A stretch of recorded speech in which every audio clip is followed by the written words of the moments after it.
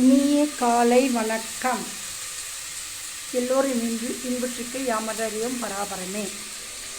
பாருங்கள், இன்றைக்கி கத்திரிக்காயும் மொச்சக்கட்டையும் கிள்ளி வச்சுட்டு அதுதான் இன்றைக்கி குழம்பு வைக்க போகிறேன். மொச்சக்கட்டையும் கத்திரிக்காய் குழம்பு. சரிங்க, நம்ம இன்றைக்கி அவரவருக்கு 1000 கதைகள் இருக்கும். அதை நம்ம யாரையும் புரட்டி பார்க்காம யாரையும் மதிப்பிடக்கூடாது. நான் கண்ணீர் வருவது எதனால்? கண்ணீரோடு நம்மளுடைய கவலையும் தீர்ந்துவிடும் என்ற நம்பிக்கையால் தான்.